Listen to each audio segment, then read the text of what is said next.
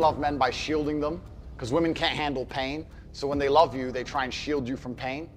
But it's actually ultimately destructive for you as a man. I'll give you the worst example of it ever. In fact, it's the number one thing I can't stand.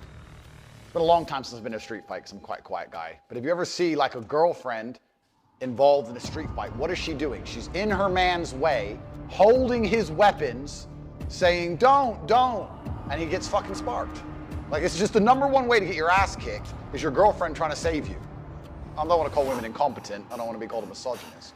But that's what they do. They hold on to you, no, don't, no, duh, and they hold on to your arm, and then you get fucking punched in the face. Best thing a woman can do is just fuck off and get out. Whenever anything goes wrong in business, life, violence, anything, women need to just fuck off and let the men do it, right? But that's how women love. They try and shield you and protect you all the time. And that's very destructive for a man, because it's fine when you're in their bubble, but there's other men out there that don't have that comforting bubble, and they're predators.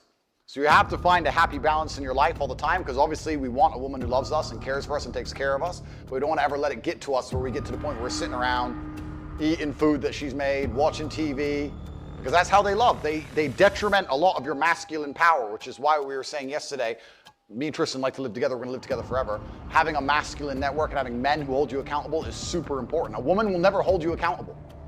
A woman will just be like, oh, do you really need to do that? Oh, that's dangerous. He's big. You fought enough. You have enough money. Let's just, and they want your time. They want all your time. And they hold you back, right? Well, women sabotage themselves because they will eventually. They'll hold you back, and then they'll complain you've become who they wanted you to become. They're like, oh, now you're a lazy piece of shit. So you have to be like, no, it's wartime. I'm going to war. I'll see you after war. That's how it goes. So yeah, that's how women love in general. We have to keep that in mind. And that's another thing also, like if you're living in a slightly dangerous area, especially, or if you're walking alone. If I walk alone, I don't anymore, because I have a privileged life and I have a very good security team and nice Mercedes and blah, blah, blah. But if I ever walk alone with a girl at night, I'll say to her, listen, if something happens, I want you to just run and scream. Don't hold my arm. Don't get in the way. You're not going to stop him. No, bitch, you're just going to get hurt too. I got two people to defend, me and you. Just go. So that's another life advice, because I've seen a lot of people get sideswiped with that dumb shit, with their girls holding on to them saying no, and they literally get sparked clean out. And you know what the worst thing is? She's the reason he got knocked out, and after she sees him knocked out, she's never going to love him again. Yeah. That's the worst thing. That's it. She's going, oh, my man, my protector. It's over. They say network is net worth. They also say you're some of the 5 people you spend the most time with, and that's absolutely and utterly true. And I spend all of my time with one of 4,000 members of the War Room. I have 0 friends who are not in the War Room.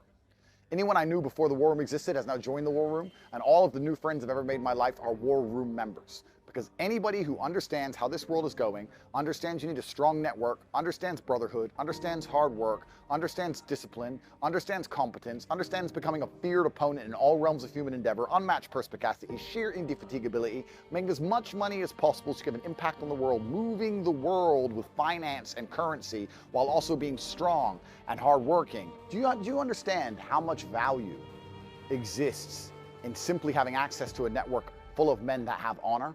I've made over $100 million in War Room enterprises, and I've never used a contract. Just a handshake. We just agree.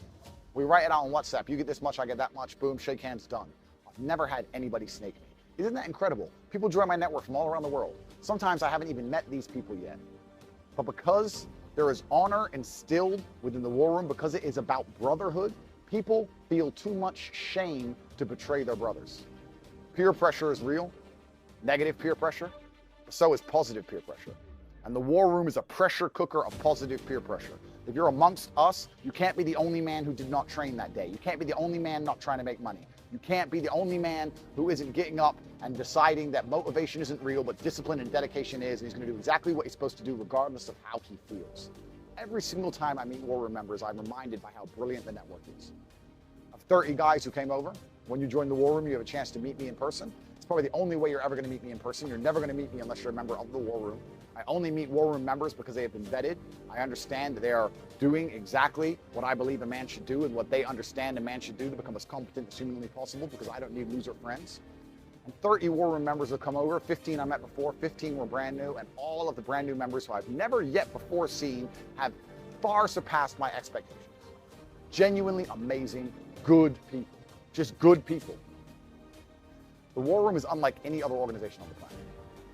And as the world gets more chaotic, since the dawn of human time, life has always been the same. When you're a man and things go wrong, when the S, don't want to swear, hits the fan, it is your brothers who can help you. When things really go wrong, you're responsible for protecting your wife.